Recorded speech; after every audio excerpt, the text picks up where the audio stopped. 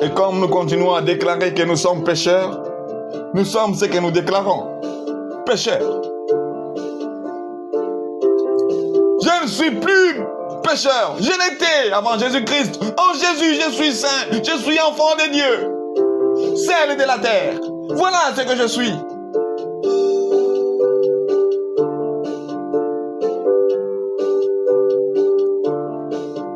Béni sois-tu, Seigneur.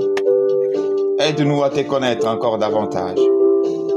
Dévoué au péché, un pécheur, une pécheresse. Non libéré du péché. Voilà. Dans le dictionnaire, définition Strong, on dit, c'est celui qui est non libéré du péché. Or, Jésus est venu nous libérer. Mais comment va-t-on encore dire que nous ne le sommes pas? Alors, qui sommes-nous au juste?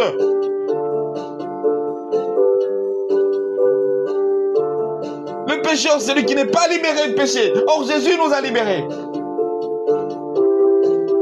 Chrétien, Église, cesse de t'appeler pécheur. Tu n'es pas un pécheur. Tu ne vis plus dans le péché. Tu vis dans la sainteté de Dieu. Il peut t'arriver de pécher à cause de la chair. Ça serait un accident. C'est comme la saleté sur le corps. Lave-toi encore. Mais on t'appellera propre. On t'appellera saint. Une montagne a été appelée sainte par la présence de Dieu. Et nous sommes plus qu'une montagne. Nous sommes l'habitation de Dieu.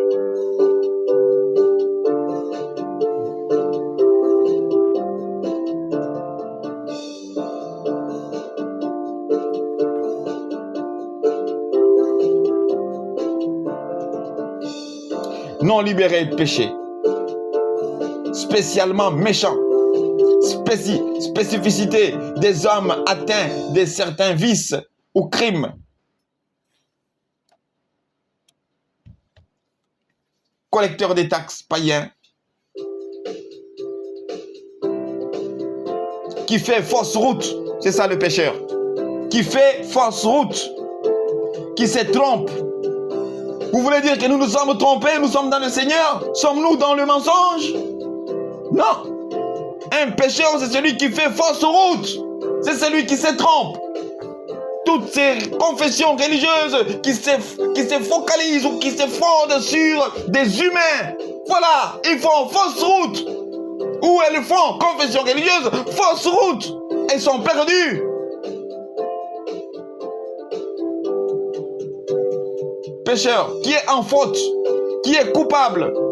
Romains 8, il n'y a pas de condamnation pour ceux qui sont en Jésus-Christ. Il n'y a pas de condamnation pour ceux qui sont en Jésus-Christ. Nous ne sommes plus coupables.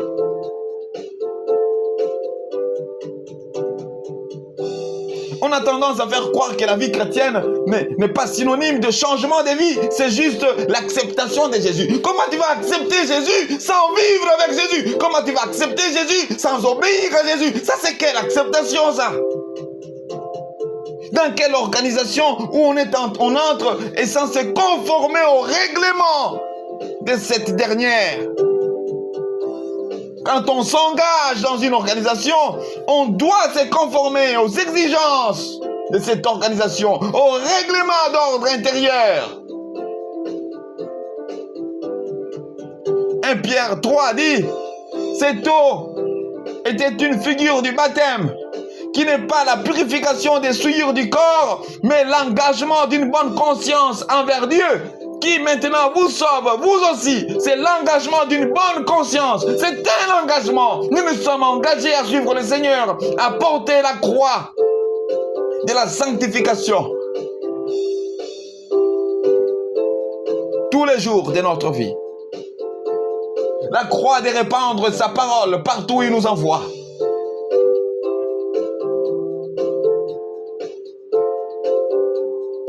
Voilà.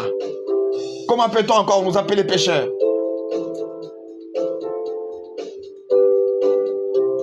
Nous sommes saints. Nous sommes une race élue. Un sacerdoce royal. Une nation sainte. Un peuple acquis. Afin que nous annoncions les vertus de celui qui nous a appelés des ténèbres à son admirable lumière. Nous qui autrefois n'étions pas un peuple et qui maintenant sommes le peuple de Dieu. Nous qui autrefois n'avions pas obtenu miséricorde et qui maintenant avons obtenu miséricorde. Voilà ce que nous sommes. Une nation sainte. Voilà ce que nous sommes.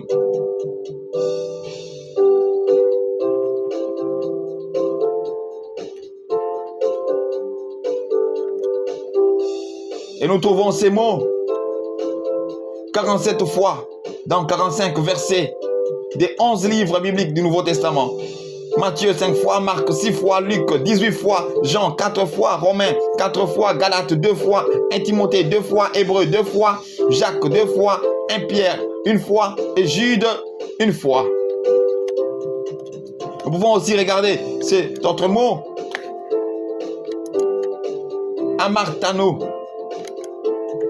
Amartano, péché, erreur, faux état d'esprit. Voilà, le péché, erreur, faux état d'esprit. Amartano, péché, erreur, faux état d'esprit. Un enfant de Dieu ne vit pas dans l'erreur. Ne vis pas dans un faux état d'esprit. Avant de décider sur certains mots, apprenons à les consulter d'abord.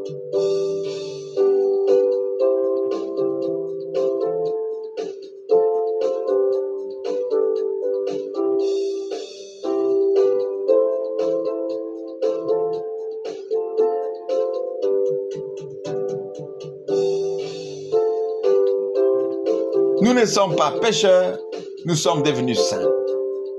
On peut pécher, mais on n'est pas pécheur au sens vivre dans le péché.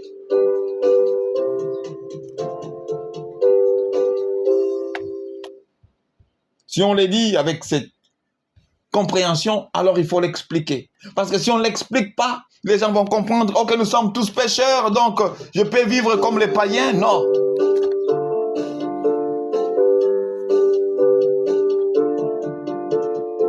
S'éloigner, péché, c'est s'éloigner de la loi de Dieu. Le péché, c'est la transgression de la loi. C'est violer cette loi.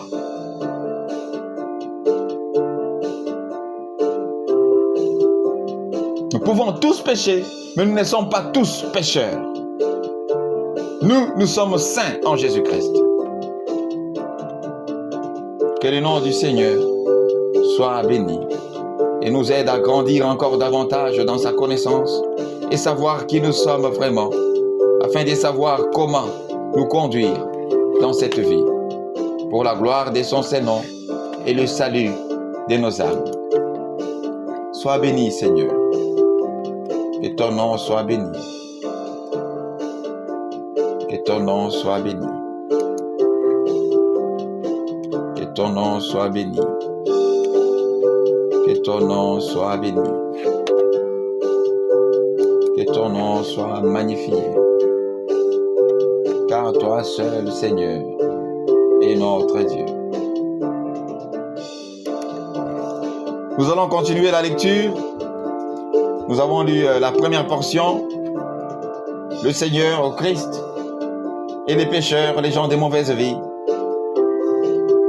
Toi qui t'es dit abandonné par les âmes, méprisé, Jésus est là. Viens lui donner ta vie. Lui au moins va t'accepter tel que tu es. Non pas pour que tu restes tel que tu es, mais pour qu'il te transforme par sa parole, par son esprit, en une nouvelle créature, où les choses anciennes, le péché et tout ce qui t'emportait dans la vie charnelle, dans la vie des péchés, soit passé et toutes choses vont devenir nouvelles dans la sainteté de Dieu, dans la conduite de son esprit, dans le fruit de son esprit, savoir l'amour et tout ce qu'il renferme. Parabole de la brebis retrouvée. Nous allons lire du 3e, nous sommes dans Luc 15, du 3e au 7e verset. Du 3e au 7e verset. Du 3e au 7e verset. Nous lisons ça d'abord dans les 4 versions. Du 3e au 7e verset, retenons. 3e au 7e verset. Parabole de la brebis retrouvée. Semeur Alors Jésus leur répondit par cette parabole. Si l'un de vous possède 100 brebis et que l'une d'elles vienne à se perdre, n'abandonnera-t-il pas les 99 autres au pâturage pour aller à la recherche de celle qui est perdue jusqu'à ce qu'il l'ait retrouvée ou qu'il l'ait trouvée? Et quand il l'a retrouvée, avec quelle joie il la charge sur ses épaules pour la ramener. Aussitôt rentré chez lui, il appelle ses amis et ses voisins et leur dit: venez partager ma joie, car j'ai retrouvé ma brebis qui était perdue.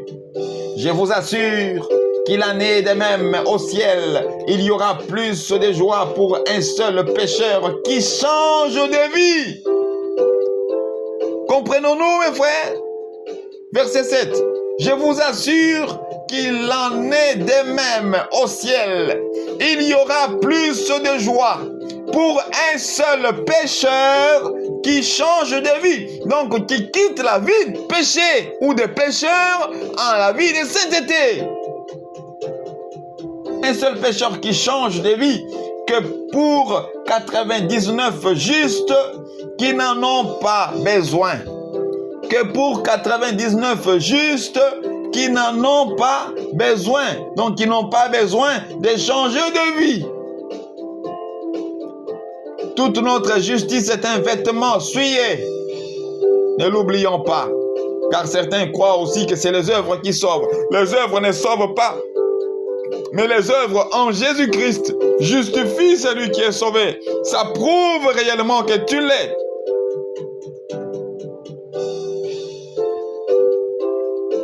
Voyez? Donc ce n'est pas en provoquant les œuvres que tu es sauvé, non.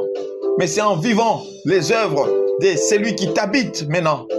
Que tu montres, que tu prouves au monde que réellement il y a un Dieu saint qui t'habite, que réellement il y a un esprit de sagesse qui t'habite, que réellement il y a un esprit d'amour qui t'habite, que réellement il y a un esprit de force qui t'habite, parce que les œuvres les témoignent. Comme Jésus disait, si vous ne me croyez pas, croyez au moins aux œuvres. Où sont nos œuvres?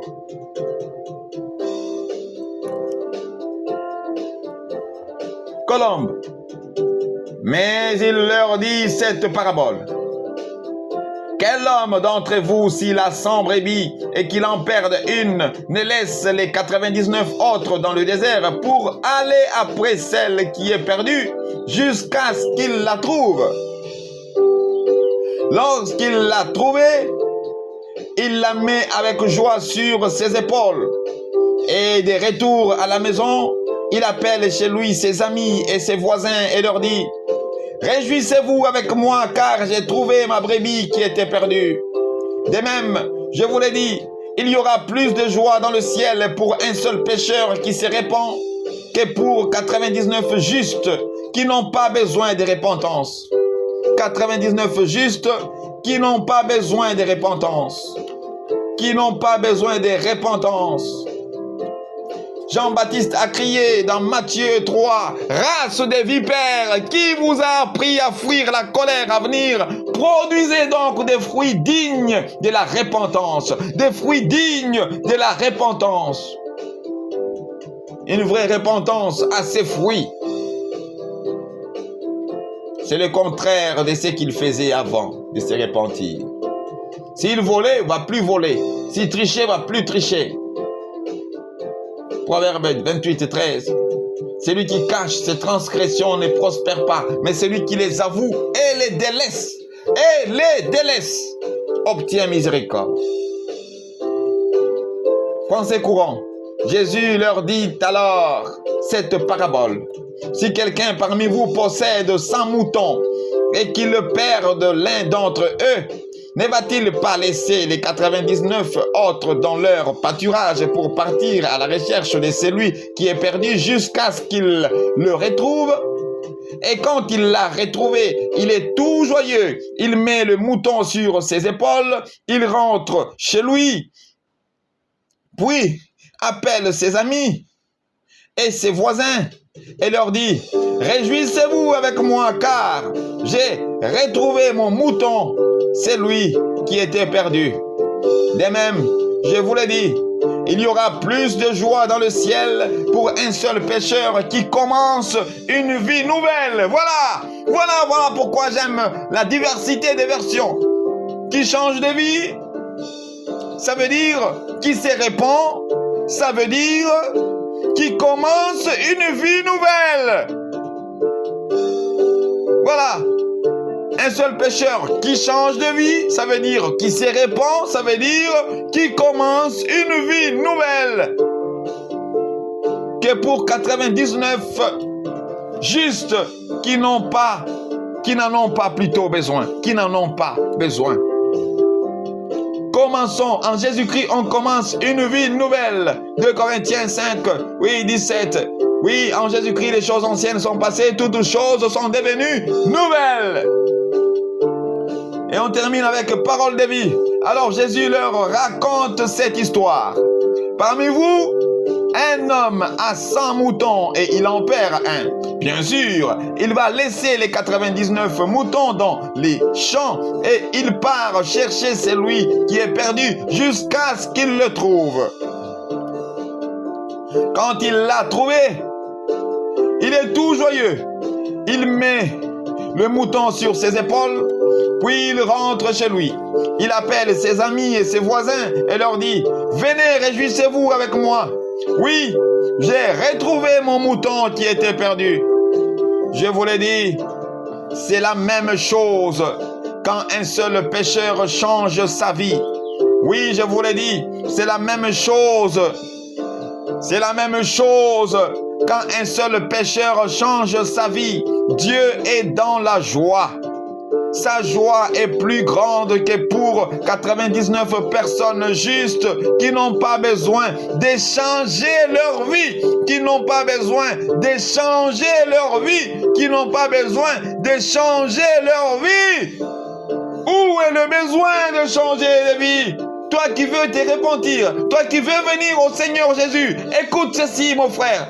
Ce n'est pas cette formule qu'on nous fait réciter souvent. Ah, maintenant tu n'es plus ceci, tu es devenu enfant de Dieu. Maintenant tu es né de nouveau. Aucun bébé n'est né parce qu'on lui a dit il est né. Il est né, il est né.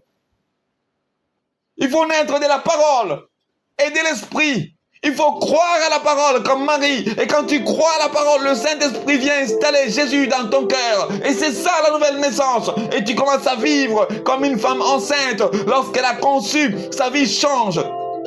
Sa façon de manger, sa façon de marcher. Et il y a beaucoup de choses qui changent dans sa vie. Et toi aussi tu seras transformé par cette habitation de la présence de Dieu en toi, qui va produire en toi le vouloir et le faire. Le vouloir et le faire de prier, le vouloir et le faire de méditer, le vouloir et le faire de sanctifier, le vouloir et le faire de suivre Jésus, le vouloir et le faire d'être prêt à mourir même pour Jésus. Voilà la nouvelle naissance. Naître d'eau, de la parole et d'Esprit Saint. Acceptes-tu de suivre Jésus? Acceptes-tu de changer ta vie? Ce n'est pas une formule seulement qu'on vient dire « Oui, moi je sais ci, c'est là ». Non! Il faut accepter de changer de vie.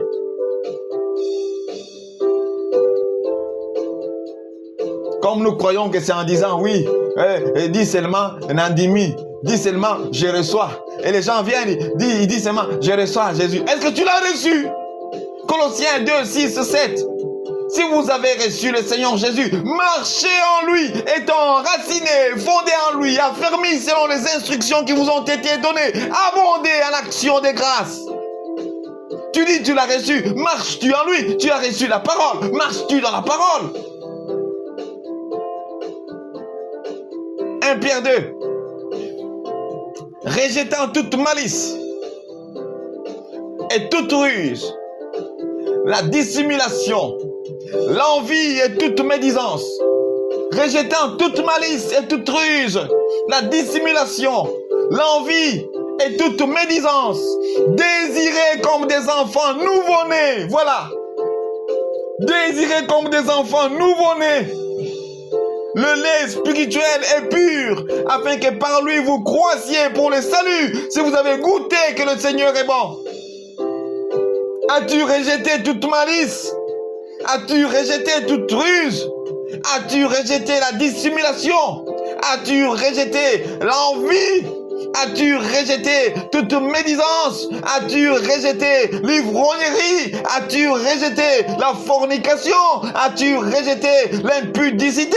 As-tu rejeté la vie d'adultère? As-tu rejeté le mensonge? As-tu rejeté la corruption? As-tu rejeté la tricherie?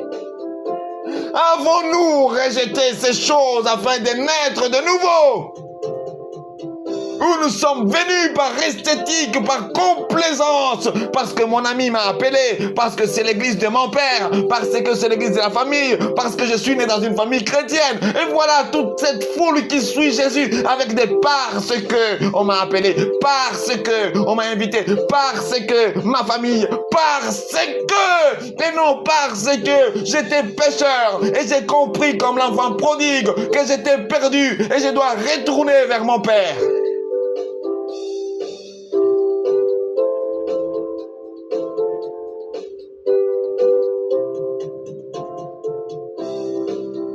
Ô Seigneur, aide-nous à te connaître et à changer de vie. Par toi et pour ta gloire. Mon frère, ma sœur, sentons-nous ou avons-nous senti le besoin de changer nos vies? Avons-nous réellement compris que nous vivions mal? On ne vient pas à Jésus pour des miracles. On ne vient pas à Jésus parce qu'on a bénéficié d'un miracle. Oui, c'est bien bon, c'est bien bon. Mais ce n'est pas ça qui doit faire notre motivation. Jésus n'est pas venu pour donner la solution à nos problèmes seulement terrestres. Non, il est venu pour nous sonner la vie.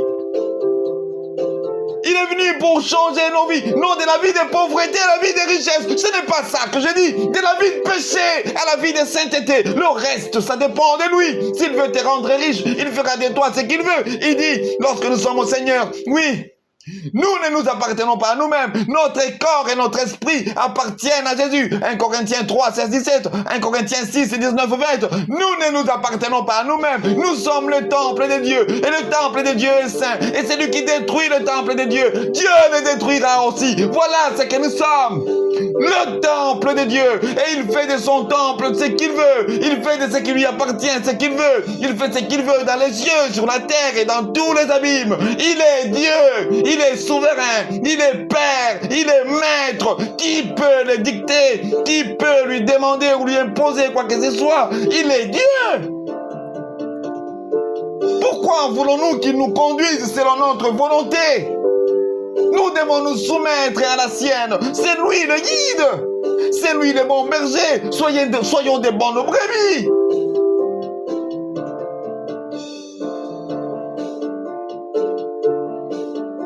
Il est bien bon de dire l'Éternel est mon berger, je ne manquerai de rien. Mais est-ce que nous suivons ces bergers?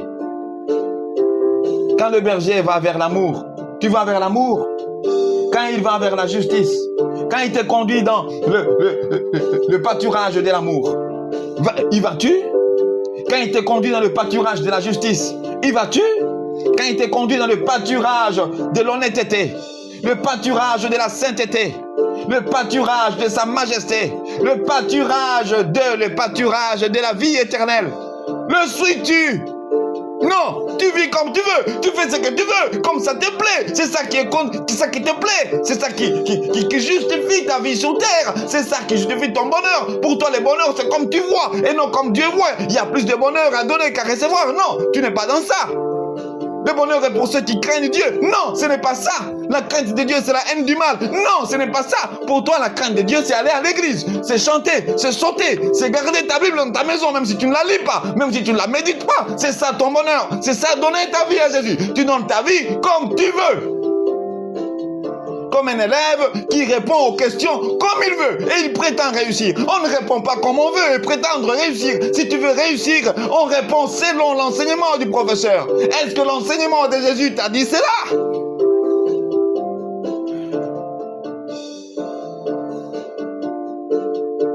Est-ce que l'enseignement de Jésus t'a dit cela?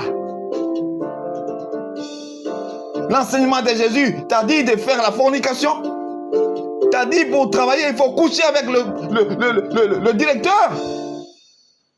Est-ce que Jésus t'a dit ça? Que quand tu souffres, il faut te prostituer? Est-ce qu'il t'a dit ça?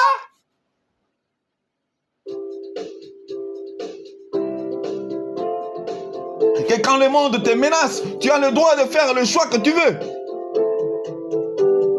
Il y a des gens qui ont couché avec leurs filles parce qu'on les a braquées, parce qu'on a mis une arme sur leur tête et on leur a dit, si tu ne le fais pas, on te tue. Et il choisit coucher avec sa propre fille et il dit, je n'avais pas le choix. Tu avais le choix, tu as choisi faire le péché à la place d'accepter de mourir pour la dignité d'enfant de Dieu, pour la gloire de Dieu.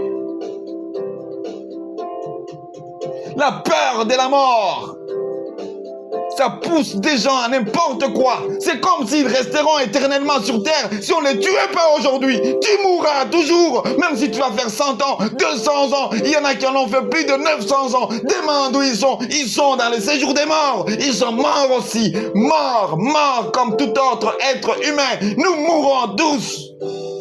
Personne ne restera. Nous mourrons tous. Tu peux rester longtemps. Tu mourras. Il n'y a pas de longtemps sur terre. Il n'y a que des séjours.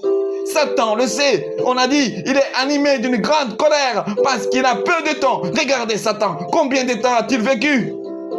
On appelle ça peu de temps. Et toi? Tes 80 ans, c'est quoi? Tes 90 ans, c'est quoi? 100 ans? Allez, va, 200, 300, 1 milliard. C'est rien du tout face à l'éternité. Et c'est dans cette vie très courte que nous voulons, je ne sais pas, être des rois, je ne sais pas quoi que ce soit. On veut montrer à tout le monde que c'est nous qui avons réussi. Qui a réussi? C'est Dieu seul qui a réussi. C'est lui qui nous a créés. Et c'est lui qui décide de notre vie. Qu'as-tu réussi? Qu'as-tu que tu n'as reçu? Nous avons tous reçu. Et nous serons jugés sur base de tout ce qu'on aura reçu. Tout ce que tu possèdes est sujet, jugement. Ne l'oublie pas. Nous rendrons des comptes à Dieu. Pour les richesses qu'on aura acquises. Pour les études qu'on aura faites. Pour tout ce qu'on aura reçu ici sur terre. Nous serons jugés. As-tu géré tout pour la gloire de Dieu? Ou pour tes propres fins?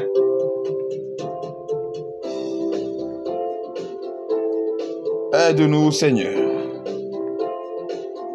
Oh, qu'il n'est pas facile, Seigneur, de proclamer ta parole. Fortifie-nous, mon Dieu. Nous poursuivons la méditation. Nous poursuivons la méditation.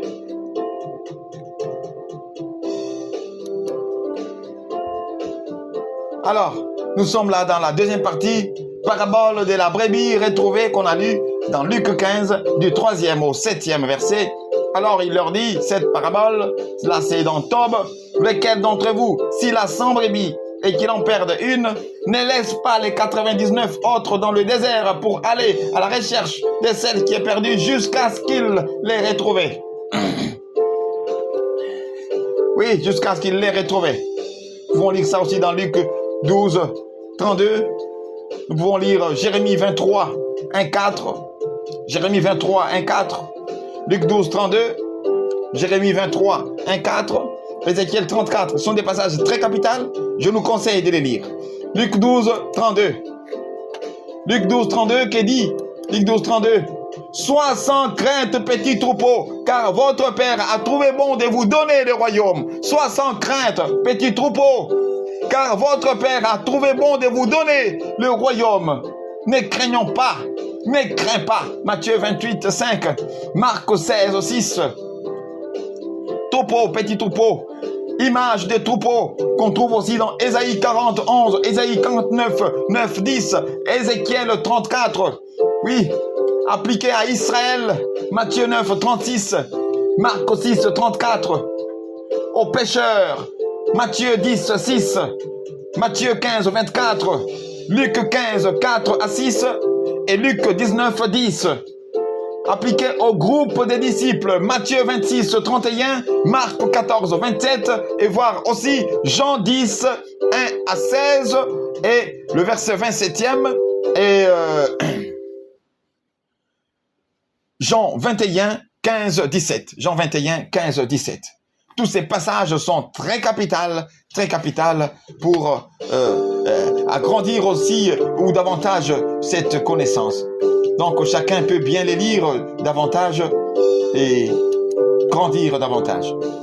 Alors nous lisons à la recherche de la brebis perdue. Nous allons lire Jérémie 23, 1, 4.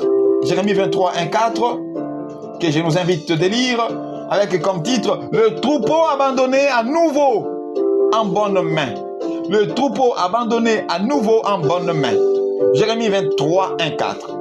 Malheur des pasteurs qui laissent dépérir à l'abandon le troupeau de mon pâturage, oracle du Seigneur. Malheur des pasteurs qui laissent dépérir à l'abandon le troupeau de mon pâturage, oracle du Seigneur. Les pasteurs, c'est un passage qui vous concerne plus. Les dirigeants de l'Église, ça nous concerne, ça vous concerne particulièrement. Malheur des pasteurs qui laissent dépérir à l'abandon les troupeaux de mon pâturage, oracle du Seigneur. On peut lire aussi Jérémie 2, 8. Voilà. Jérémie 10, 21. Les troupeaux laissés à l'abandon. Jérémie 10, 21. Jérémie 56. Ézéchiel 53, 6. Ésaïe 53, 6. Ézéchiel 34, 5. Marc 6, 34. 1 Pierre 2, 25. 1 Pierre 2, 25. On poursuit la lecture. Verset 2e. Eh bien, ainsi parle le Seigneur, les dieux d'Israël, au sujet des pasteurs qui font paître mon peuple. C'est vous qui avez laissé à l'abandon mon troupeau, l'avez dispersé. Parenthèse, l'Église qui est dispersée aujourd'hui avec des dénominations. Nous sommes deux comme dans 1 Corinthiens. Nous sommes d'Apollos, nous sommes de Paul, nous sommes de ceci, nous sommes les appellations à gauche, à droite, qui ne font que disperser le peuple de Dieu, l'Église. Et les églises de telle dénomination ne peuvent pas aller dans l'autre dénomination où chaque dénomination a son enseignement, a sa doctrine, a sa vision avec son visionnaire. Mais c'est quoi ça? Où avons-nous reçu tout cela? Est-ce que c'est ça le modèle de la Bible? C'est ça Jésus-Christ? Christ est-il divisé? Réveillons-nous. Comme les chrétiens des Bérets, frères et sœurs chrétiens, voyons aussi le chemin dans lequel on nous conduit est véritablement Jésus. Car 2 Corinthiens 11 parle de notre Jésus, de notre esprit et de notre évangile. Alors pensons-y. Les ministres de Satan, comme lui-même se déguise en ange de lumière, il n'est pas étonnant que ces ministres se déguisent en ministres de justice. Ne l'oublions pas. Lisez 2 Corinthiens 11 et vous verrez. De prêcher un autre Jésus, c'était prêcher un autre évangile. Bien qu'il n'y ait pas un autre évangile, mais il y a des gens qui nous troublent aujourd'hui. Qui veulent nous faire vivre Moïse, qui veulent nous faire vivre les prémices, qui veulent nous faire vivre des choses de l'ancienne alliance qui sont accomplies en Jésus-Christ dans l'amour. Mais on veut vivre d'une manière charnelle afin de nous remplir les poches, afin de nous enrichir à la manière du monde. Dans la corruption, la tricherie.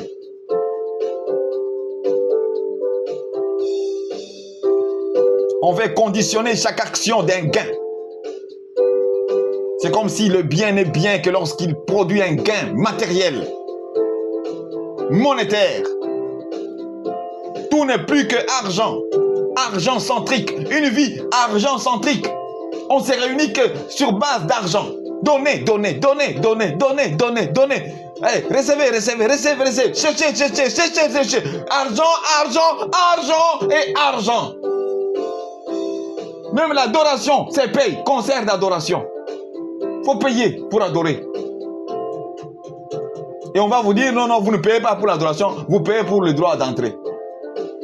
C'est comme quelqu'un qui entre dans un cinéma et on lui dit, tu n'as pas payé pour regarder le film, hein? Tu as payé pour la salle. Mais ça, c'est quelle conception? C'est quelle compréhension? Qui sommes-nous devenus au juste? Comment on peut nous tromper jusqu'à ce point? Quelqu'un achète un livre, on lui dit, non, tu n'achètes pas le contenu, tu achètes les papiers. On ne vend pas, on vend le papier.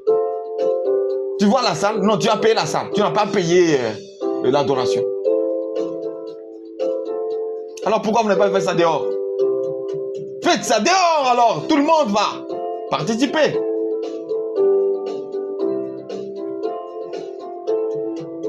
Que Dieu nous aide.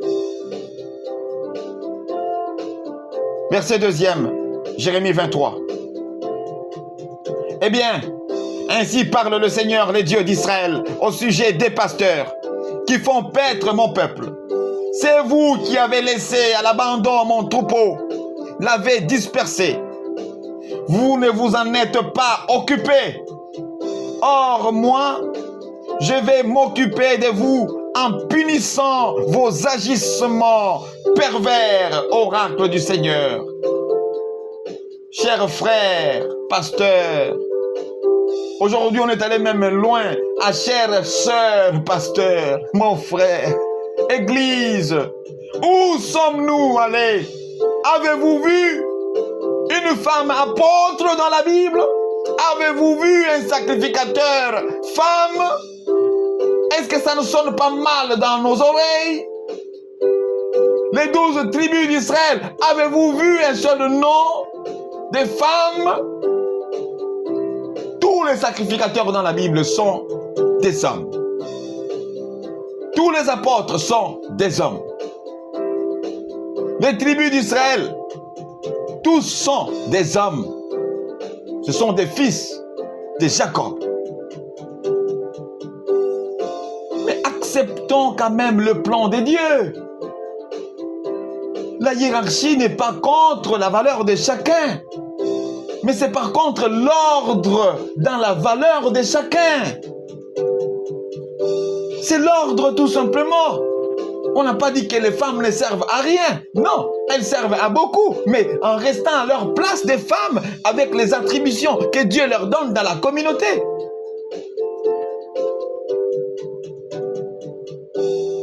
Ça, c'est encore un autre thème qu'on aura peut-être à développer dans les jours à venir, si Dieu nous le permettra. Pourquoi nous refusons de suivre le modèle de Dieu? C'est la guerre aujourd'hui. On nous amène la parité à gauche, on nous amène l'émancipation à droite, ceci, c'est là, et les hommes maintenant, vous n'avez pas fait votre devoir, c'est nous maintenant qui devons vous remplacer, à gauche, à droite, on trouve maintenant les femmes qui ont du travail et qui donnent plus que les hommes, et là les femmes commencent à prendre la place ou les places des hommes dans la communauté, dans le social, mais ça c'est quoi au juste? C'est quelle communauté? Tout le monde n'est pas appelé à être chef. Être chef, ce n'est pas qu'une question de compétences. C'est une question d'abord d'élection. C'est une question de choix. Le chef peut être le plus idiot, mais il reste chef. Ce n'est pas parce que l'homme aurait fait quoi que ce soit, aurait abusé de son autorité, que maintenant il faut prendre quelqu'un d'autre, mettre à sa place. Au sens punition, oui. Comme dans Ésaïe 3. Quand un peuple est dirigé par un enfant ou par une femme, c'est une punition. Lisez. Bon, peut-être c'est Dieu qui nous punit. Mais curieusement, cette punition n'a commencé qu'avec nous. Au temps des apôtres, il n'y en avait pas. Bon, je ne sais pas. Ce ne sont que des réflexions. Soyons sages, car nous serons jugés sur base de la parole. C'est la parole qui nous jugera au dernier jour, a dit Jésus. Sa parole nous jugera au dernier jour. Ce que tu fais, toi pasteur femme, toi apôtresse femme, oui c'est bon, fais ce que tu fais, fais ce que tu veux. Mais est-ce que le Seigneur t'a dit ça?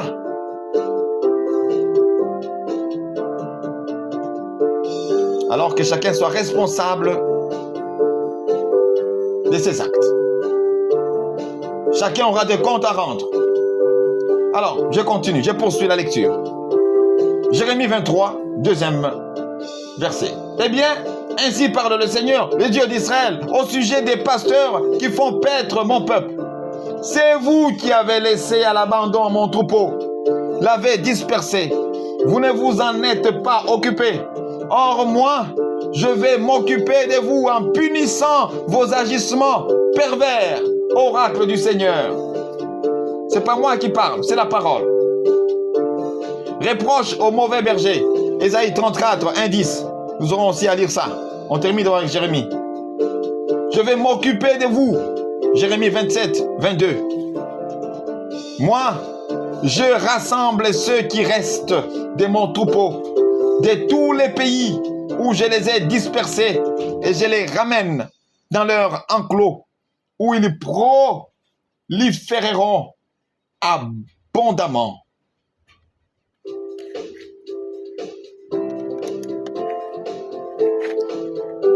Béni sois-tu, Seigneur.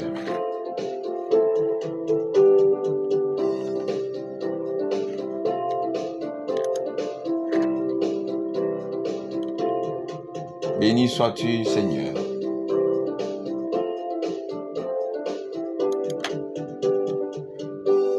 Béni sois-tu, mon Dieu.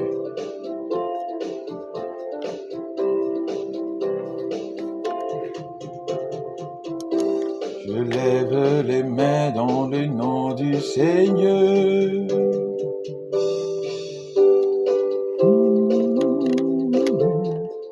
Que c'est lui que mon cœur aime.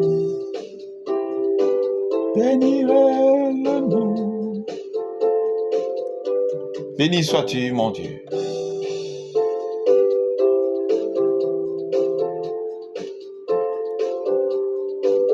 Nous poursuivons, verset 2.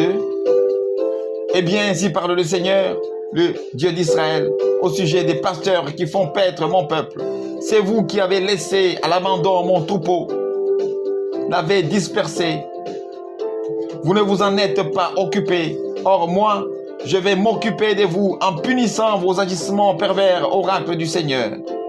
On aura à lire aussi Ésaïe 34, 1, 10, comme je le disais, Jérémie 27, 22. Moi, je rassemble ceux qui restent de mon troupeau, de tous les pays où je les ai dispersés, et je les ramène dans leur enclos où ils proliféreront abondamment. Dieu va s'occuper lui-même de son troupeau. Ézéchiel 34, que nous allons lire après ces passages. Ézéchiel 34, 11, 16. Jérémie 29, 10, 14. Ce qui reste. Ésaïe 4, 3. Rassemblement des dispersés. Jérémie 29, 14. Jérémie 31, 8 et 10. Jérémie 32, 37. Deutéronome 30, 3 et 4. Ésaïe 11, 12. Ésaïe 27, 13.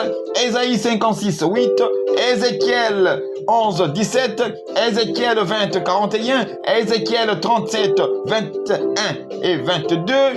Je les ramène. Jérémie 24, 6. Jérémie 27, 22. Jérémie 33. Jérémie 32, 37. Jérémie 50, 19. J'établirai sur eux des pasteurs qui les feront paître. Ils n'auront plus peur, ils ne seront plus accablés. Plus aucun d'eux ne manquera à l'appel, oracle du Seigneur. Des pasteurs qui les feront paître, Jérémie 3, 15. Ils n'auront plus peur, Jérémie 30, 10. Nous pouvons lire encore davantage ces passages. Chers frères responsables de l'Église, responsables dans l'Église, voilà, dans l'Église c'est mieux, l'Église du Seigneur, puisque le véritable chef c'est Jésus lui-même. Alors, soyons sages, car Dieu nous appellera en jugement. Nous pouvons lire aussi Ézéchiel 34, comme je venais de le dire. Ézéchiel 34,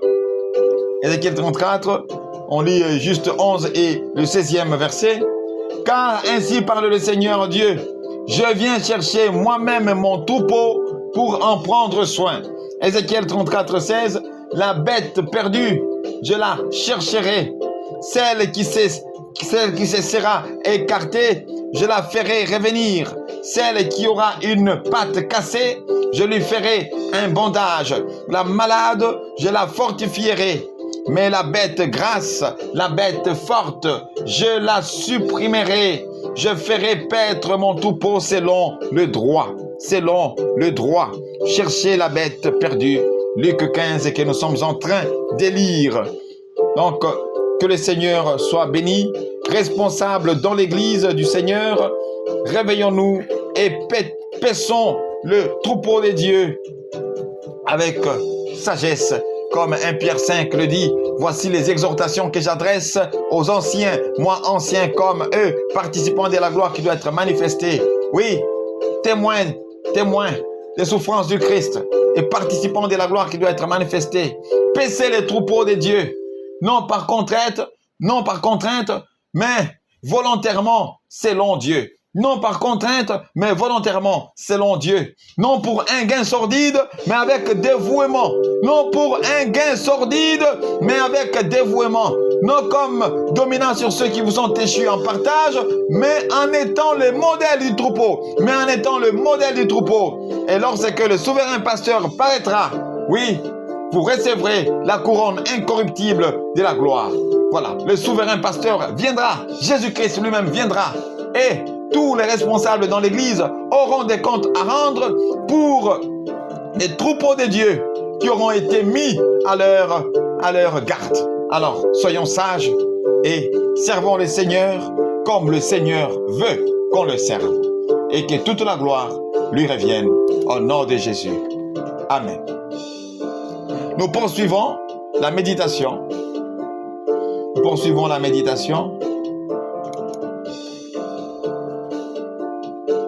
Nous sommes là dans la portion 3 au 7e verset. La brebis retrouvée.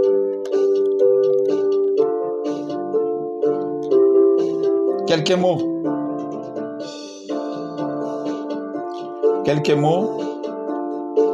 Pouvons lire, chercher à comprendre certains mots davantage avant de poursuivre.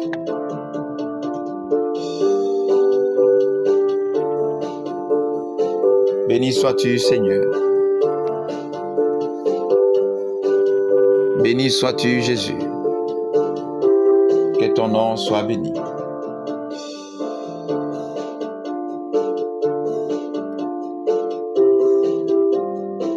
Que ton nom soit béni.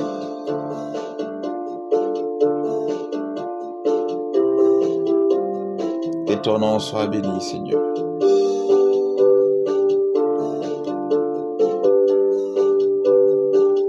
Que ton nom soit béni, Jésus.